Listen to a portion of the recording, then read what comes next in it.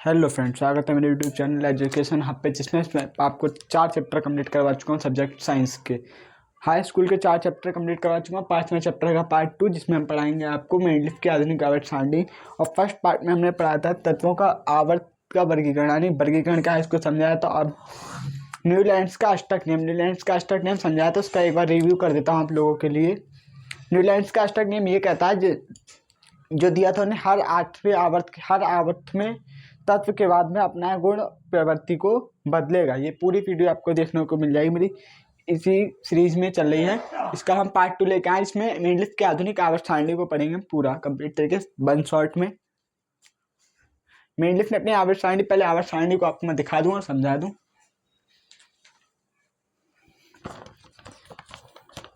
यह है मेंडलीफ की आधुनिक आवर्त सारणी।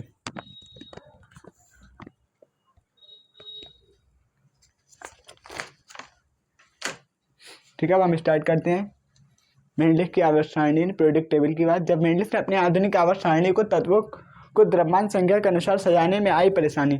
जब मेंडलीफ अपनी आवर्त सारणी को बना रहे थे, जिसमें तत्वों को उन्होंने आवर्त बनने थे, उसमें उन्होंने अपने तत्वों को द्रव्यमान संख्या के अनुसार सजाया। द्रव्यमान संख्या के अनुसार जब सजाया तो उन्हें आई ही जो परेशानी आई, तो उन्होंने क्या किया, तत्वों को उनके परमाणु क्रमांक के अनुसार सजाया।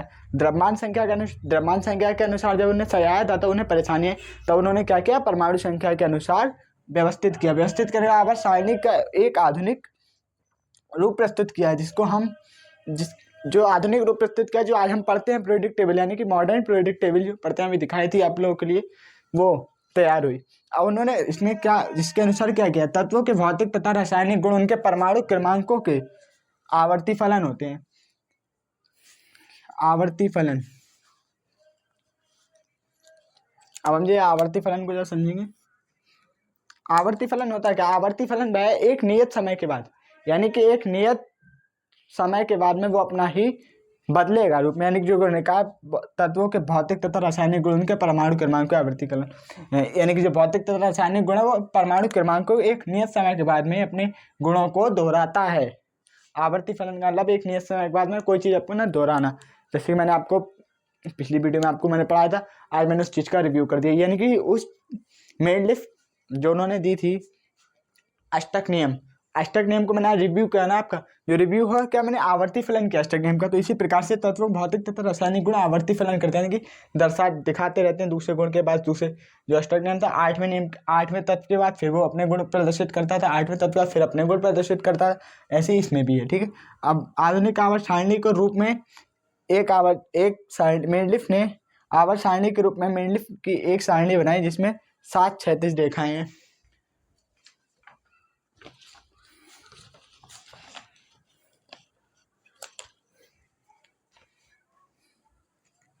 7 क्षैतिज रेखाएं, 1 2 3 4 5 6 7, ये इसकी 7 कैसी हो गई, क्षैतिज रेखाएं हो गई। ठीक है, और आवर्त में 18 ऊर्ध्वाधर मतलब खड़े हुए 18। ये देखिए, यहाँ से यहाँ तक एक नंबर से पूरी काउंटिंग की गई 18 तक की। ये जितने 18 हैं ये सब ऊर्ध्वाधर रूप में, जिन्हें वर्ग नाम दिया है, इन्हें वर्ग बन गए। यानी कि जब 7 क्षैतिज बनाए और 18 ऊर्ध्वाधर तरीके से लाइनें खींची तो एक वर्ग बना, ये वर्ग बना। 7 क्षैतिज रूप में, यानी कि इस तरीके से 7 खींची, और ऊर्ध्वाधर यानी कि 28 तक खींची। जैसे कि मैंने दो खींच के दिखाया तो एक वर्ग ये बना, इसी प्रकार से ये वर्ग बने। ओके, अब देखते हैं, हमने आधुनिक आवर्त सारणी को 7 आवर्त में बांटा गया। ये 7 आवर्त है, 7 आवर्त में बांटा गया, जिसमें मैंने आप लिख रखा है 1 2 3 4, 5वां नंबर, 6वां नंबर, ये 7 नंबर। 7 आवर्तों को 4 भागों में बांटा गया, यानी जो 7 आवर्त है उनको भी 4 भागों में बांटा गया। इसका एक क्वेश्चन आता है, मेंडलीफ ने अपनी आवर्त सारणी को कितने आवर्त में बांटा और आवर्त को कितने भागों में बांटा, इस तरह से क्वेश्चन बनता है। ये 7 आवर्त को 4 भागों में बांटा। जैसे पहले पढ़ लेते हैं हम अति लघु आवर्त। कौन सा, अति लघु आवर्त। पहले आवर्त को अति लघु आवर्त कहते हैं, इसमें केवल 2 तत्व आते हैं। फर्स्ट, पहला आवर्त कौन सा, अति लघु आवर्त, 1 2, कितने, 2 तत्व हो गए। ठीक, अब दूसरे लघु आवर्त की बात कर लें, दूसरे और तीसरे आवर्त को क्या कहते हैं, लघु आवर्त। और इसमें आवर्त में 8 तत्व आते हैं, देख लीजिए 1 2 3 4 5 6 7 8, दोनों में 8 तत्व हैं। ठीक है, अब बात करते हैं दीर्घ आवर्त की।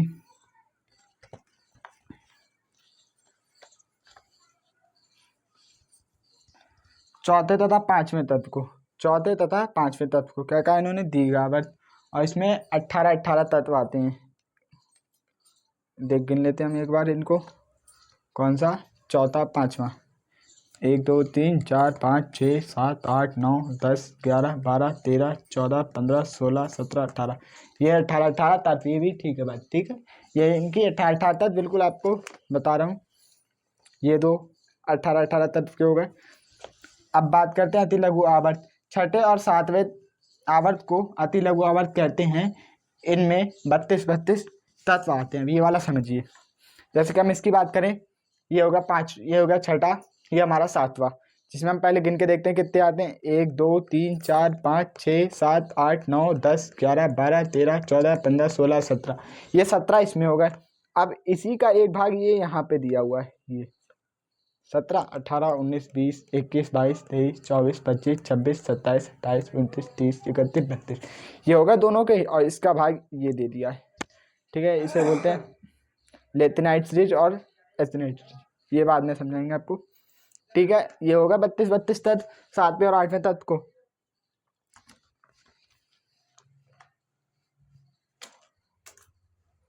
ये समझ में आ गया, इसका स्क्रीनशॉट ले लीजिए।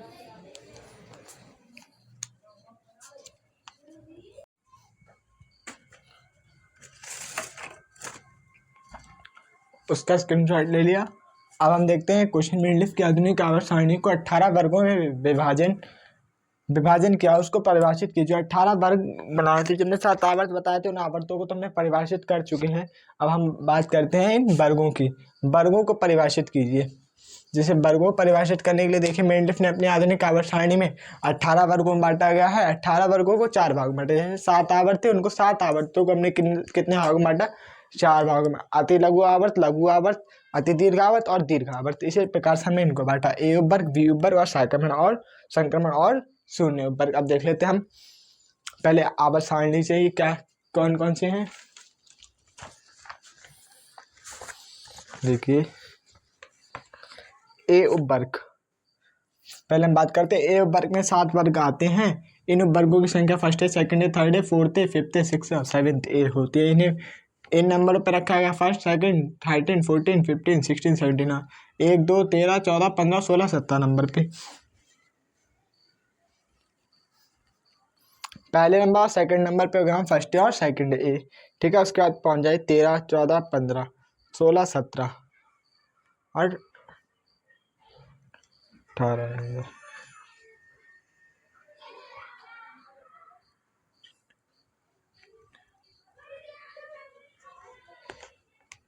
इसमें 8th दे दिया, ये शून्य वर्ग होता है, कौन सा, शून्य वर्ग। ठीक है, हो गया ये यहाँ तक 7th ए तक। अब बात करते हैं बी वर्ग। बी वर्ग को 7 वर्ग में 7 वर्ग आते हैं। इन वर्गों को इस तरह रखा गया है, फर्स्ट ए और सेकंड ए को 11वें नंबर 12वें नंबर पे। देखिए फर्स्ट ए और सेकंड बी, फर्स्ट बी और सेकंड बी को 11वें नंबर और 12वें नंबर पे।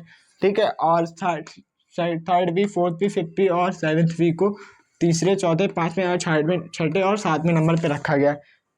Third B, fourth B, fifth B, six B और सेवेंथ बी हो गए। अब बात करते हैं संक्रमण। संक्रमण वर्ग में 3 वर्ग आते हैं। इन वर्गों को इस तरह रखा गया 8 9 10। ये देखिए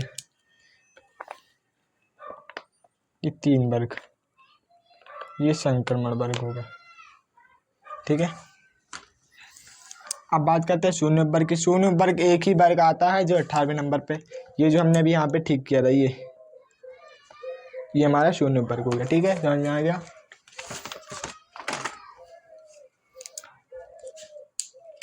आप सबके लिए अगर कोई भी डाउट है तो हमारे डाउट के लिए इंस्टा आईडी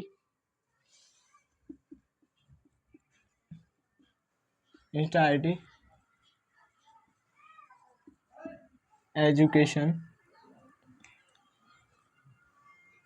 हब,